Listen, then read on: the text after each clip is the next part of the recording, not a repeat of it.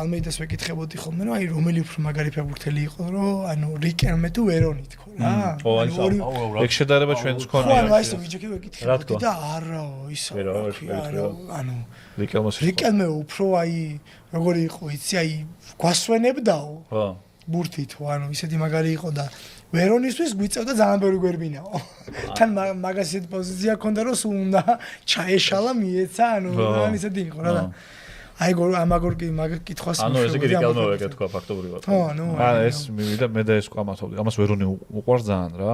და ამის ერთ-ერთი საყვარელი ფეხბურთელი იყო. ხო, შემოხვეული. კი, და ვერონი მეთქი ხა რიკელმე მეთქი, ანუ რიკელმა ბევრად მაგარი იყო და და ხა ნუ ავტორიტეტის სილკში ვერონი რიკელმეზე რო ყამათობ ის უნდა კითხო. ბიძინა ბალათაშვილს და ბიძინო, ესო რას ამბობს ვიციო რომ რიკელმე ვერონზე ბევრად მაგარია და ელოდება დაპაძერსკებას. სწორად განანება შეჩა მე. ანუ ეგრევე იმანას რიკელმას ხარ.